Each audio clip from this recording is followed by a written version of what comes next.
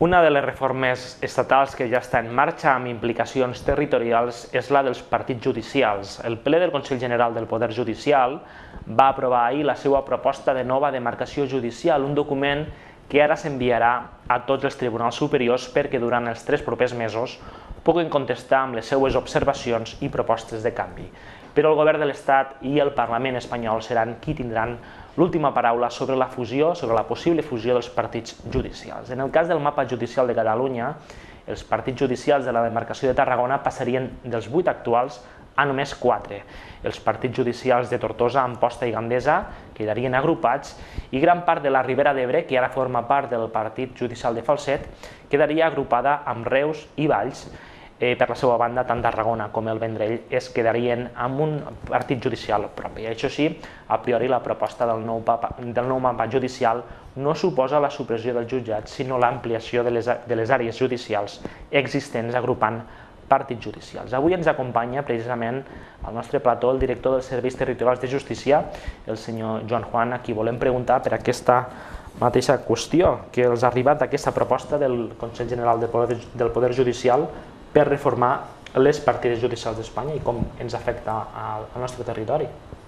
Bé, la veritat és que avui és el dia clau de parlar del tema, sortir aquest tema a la premsa, tot i que ja tenim constància d'aquest tema a nivell pràcticament extraoficial al departament, perquè teníem constància que el dia 19 d'abril s'havia aprovat pel Consell General del Poder Judicial per la part del Consell de Vocals aquesta informe proposta i ahir es va aprovar pel ple del Consell General del Poder Judicial. Passa que tenim que centrar el que és la notícia, que surt avui en portada, supressió de partits judicials. Sí, demanem al nostre company de realització si ens pot punxar la càmera de dalt, la càmera zenital, perquè veurem el titular de portada del diari Ebre: planegen suprimir els jutjats de Valls, Amposta, Gandesa i Falset. Això no és exactament així, segons aquesta proposta. Jo el que volia és centrar la notícia. La notícia planteja una supressió ja definitiva i immediata, i la veritat l'únic que hi ha damunt la taula i que arriba inclús de forma extraoficial és un informe del Consell General del Poder Judicial encarregat pel Ministeri de Justícia, és a dir, pel govern de l'Estat encarrega un informe al Consell General del Poder Judicial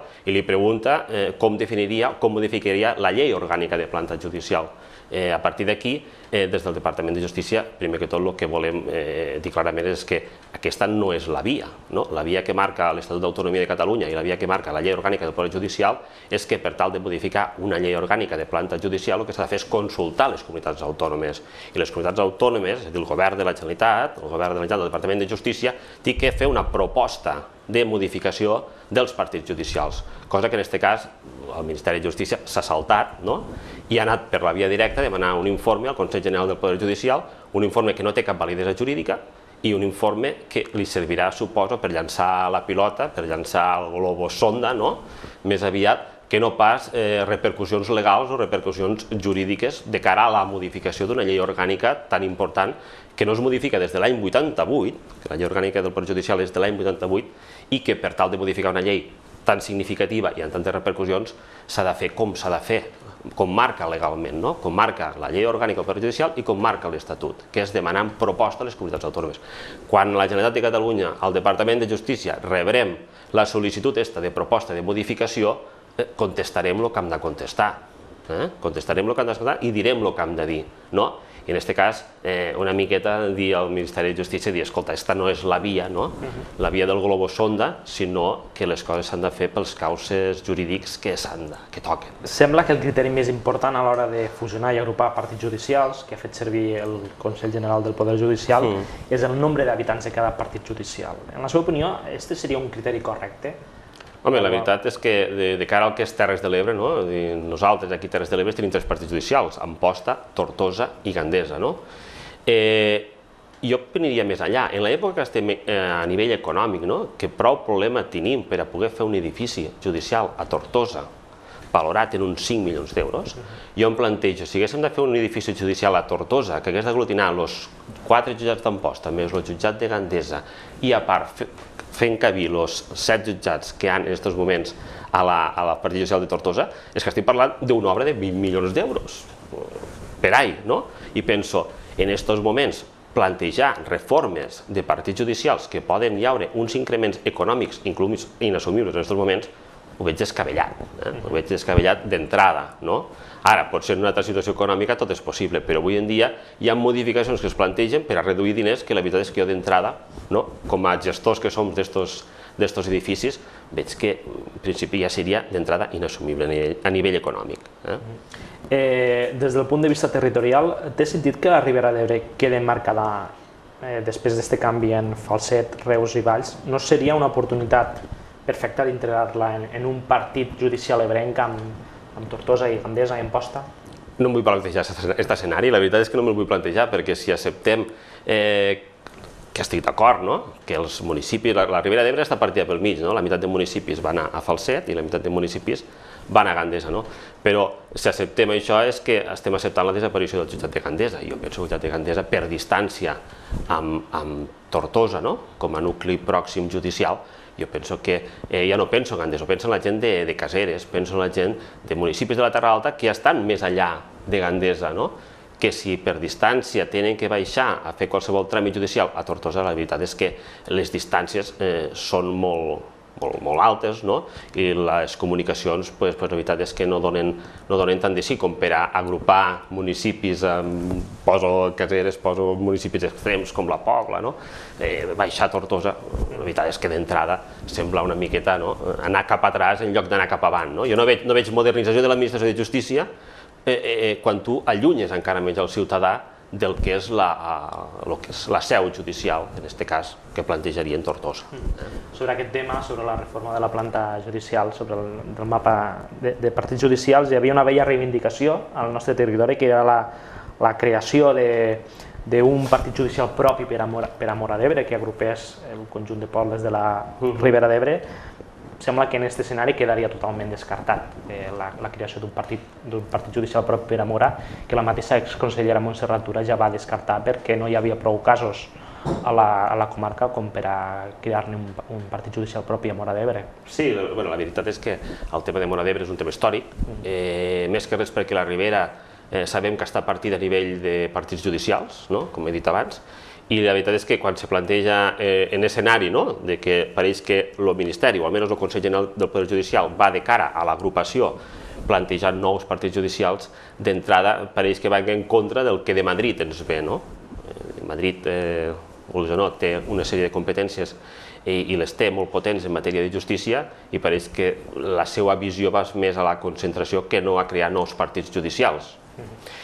D'aquí haurem d'estar a l'expectativa a veure què passa en aquest nou escenari que planteja des del Consell General del Poder Judicial i a veure com respon també el Ministeri de Justícia, a veure també quina intervenció tindrà la Generalitat de Catalunya de cara a una futura modificació de la llei orgànica de planta judicial. Això s'haurà de veure l'expectativa. Què diu el Tribunal Superior de Justícia de Catalunya sobre aquesta divisió? Sí, però el Tribunal Superior de Justícia de Catalunya no deixa de ser un òrgan del Poder Judicial. Estem parlant d'un estament, diguéssim, que és l'estament del Poder Judicial. La sala de govern del Tribunal Superior de Justícia és una sala de govern que està formada per òrgans judicials. Podran seguir la mateixa línia, però després hi ha una altra línia, que és la línia que no ha seguit el Ministeri, que és la que tocava. Modificació de llei orgànica, parlem de poder executiu, d'acord? Poder executiu proposa al legislatiu la modificació de llei orgànica. Aquesta part que ens tocarà via Generalitat de Catalunya, que és poder executiu, és aquí on nosaltres, Generalitat de Catalunya, haurem de dir la nostra i al fi al cap és una llei orgànica, s'ha d'aprovar al Congrés dels Diputats i entrarà la política pel mig. Per supost que entrarà la política pel mig. Podem entrar en un conflicte d'invasió de competències entre la Generalitat i el Govern de l'Estat? A veure, estem parlant d'un informe proposta. Ells poden dir que han demanat un informe al Consell General del Poder Judicial que no té més repercussió jurídica. Clar, mentre ara seguisquen el procediment ordinari, que és demanar a la Generalitat de Catalunya i a les altres comunitats autònomes que proposin el que creguen a nivell executiu, no hi haurà invasió de competències. La invasió de competències estaria si no ens ho proposés. El que passa és que ells han seguit la via directa d'anar a demanar una sèrie d'informes a nivell, a l'estament judicial, abans de fer la via que tocava a nivell executiu. Això és el que ha passat. En la seva opinió, al marge del tema de la distància que haurien de recórrer els veïns dels pobles més allunyats de Tortosa per fer qualsevol tràmit judicial o fins i tot per anar a un judici, que ja és prou complicat per a una persona haver d'anar a un judici. Els veïns dels actuals partits judicials s'han de preocupar per una possible davallada en la qualitat del servei que en aquests moments se'ls està oferint? Davallada en el cas que es fes... Sí, en el cas que es tirés endavant aquesta agrupació. La veritat és que és tan indefinit la proposta, perquè el problema que tenim damunt la taula és que, clar, aquesta proposta no és l'única que en aquests moments estan fent el Ministeri de Justícia. El Ministeri de Justícia està plantant la implantació dels tribunals d'instància, la doble instància penal, la modificació de la instrucció per tal que la Fiscalia tingui més intervenció, la modificació de la llei del menor, la modificació de la llei del jurat.